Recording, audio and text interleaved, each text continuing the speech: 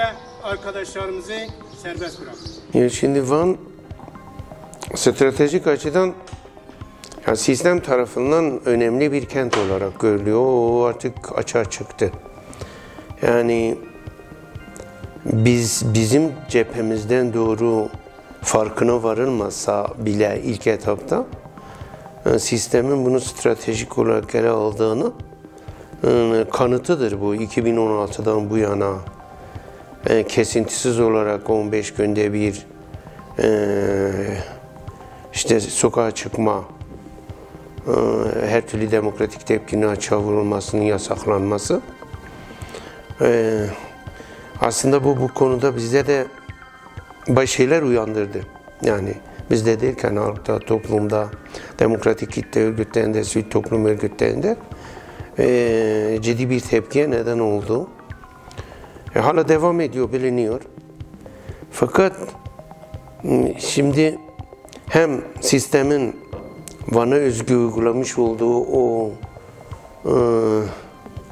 antidemokratik uygulamaların hatta yasa dışı diyebileceğimiz uygulamaların o halk kanunlarına dayanarak yapılan uygulamaların teşhir olduğu halk nezdinde mahkum edildiği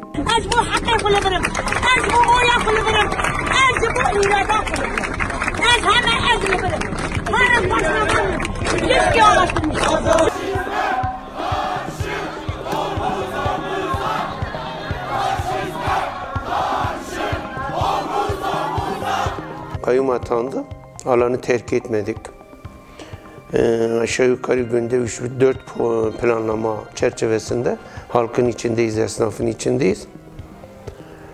Şunu rahatlıkla görebilirim ve söyleyebilirim.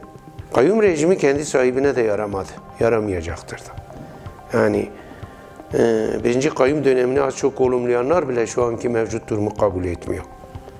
Birinci kayyum döneminde yaratılmak istenen toplumsal algının yanılgılı olduğunu özellikle 29 Mart'ta AKP'ye oy veren seçmen tarafından açık net şekilde dillendiriliyor. Yani yüzümüze söylüyorlar. Biz yanılmışız.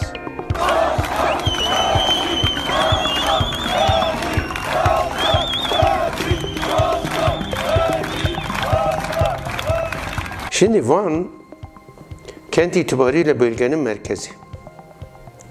Sadece sınır hattı boyunda, tabi orada önemlidir. Yani sınır hattı boyunca Van, Hakkari, Iğdır, Ağrı'nın bir kesimi, hatta Kars, Ardahan. Şimdi çok doğal olarak sistem buraya özel bir önem veriyor. Ama şimdi bölge için düşünüldüğünde Van, Serhat bölgesinin kalbi. Ben öyle değerlendiriyorum. Ve sistem bu kalbe yüklenmiş, çalıştıramaz duruma getiriyor. Yani organizmada kalp görevini görmezse doğal olarak organizma felç olur.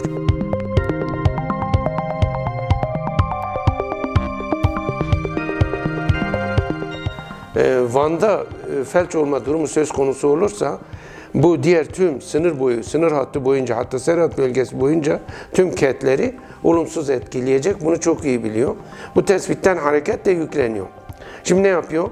Bir taraftan demokratik kitle örgütlerini, sivil toplum örgütlerini, demokrasi ve barış güçlerini devlet zorunu kullanarak baskılamaya çalışırken bir tarafta da toplumu çürütme, düşürme, işbirlikçi duruma getirme ve bitirme yoluna gidiyor.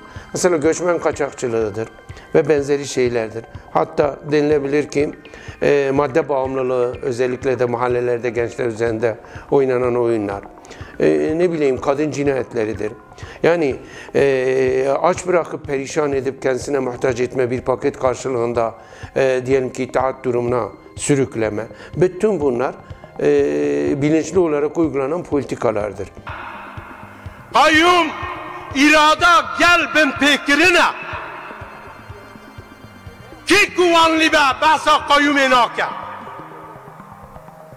vakta kol hember ve zulme ne sekini tu ne kari beji az vanli me vanli bun jwane tahati dine tane kurdi bağıvi tu ne kari bevi vanli jiberuye ki herkes gene haddi kubuzan be.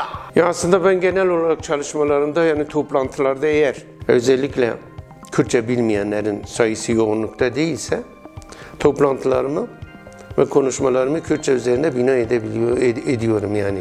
Buna hassasiyet gösteriyorum ama o toplantıda ayrı bir öne çıktı. Ayrı bir şey kendisine arz etti.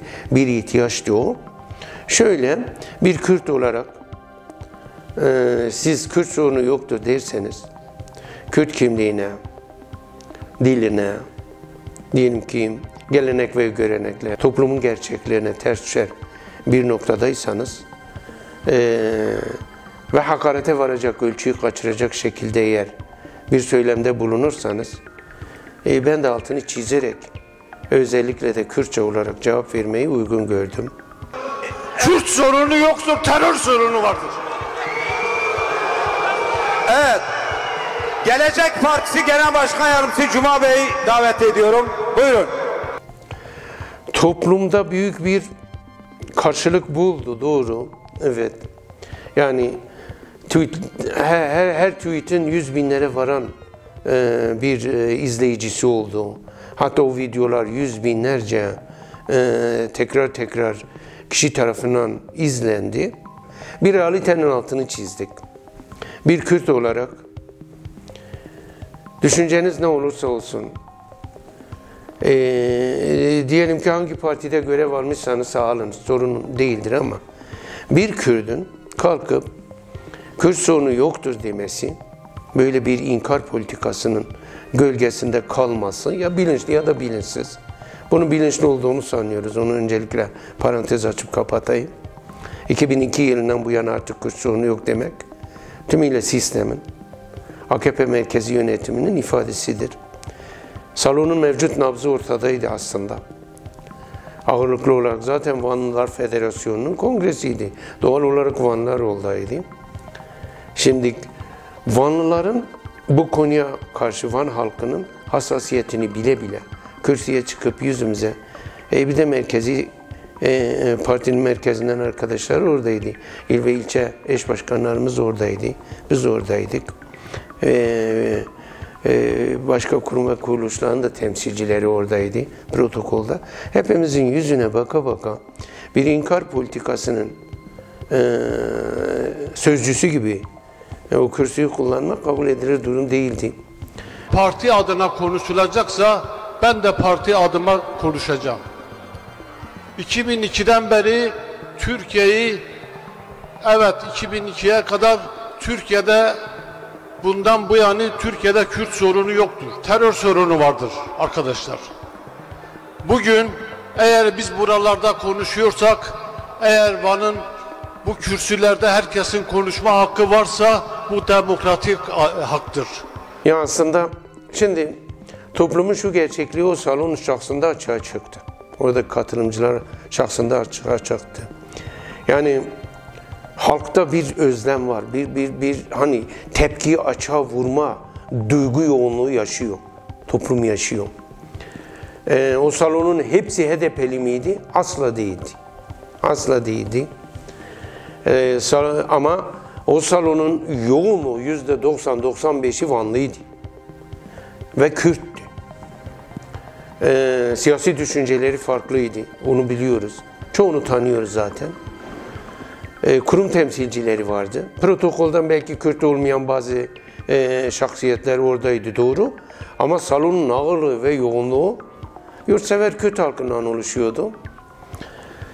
Şimdi halk doğal olarak, özellikle ben az evvel de söyledim, altını çizerek belirtiyorum, bir Kürt tarafından böyle bir inkar politikasının sözcülüğünü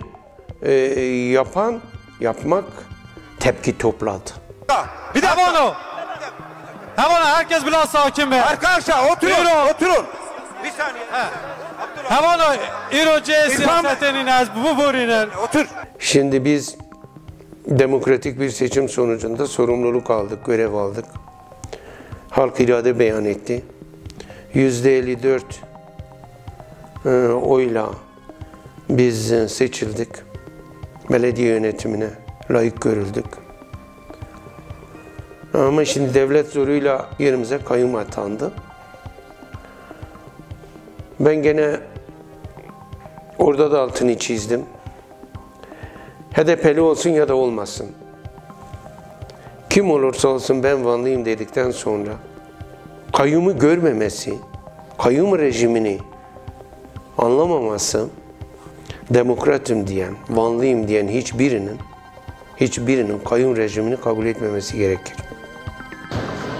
Ne anayasada, ne uluslararası sözleşmelerde, ne de kanunların verdiği kapsayıcı yerel yönetim anlayışına ve ayrıca halkın zihninde, yüreğinde bir meşruiyeti ve geçerliliği olmayan bu yasa sonucunda bizler 3 Büyükşehir Belediye Başkanı olarak görevlerimizden uzaklaştırıldık ve görevimizin yerine valiler kayyum olarak atandı.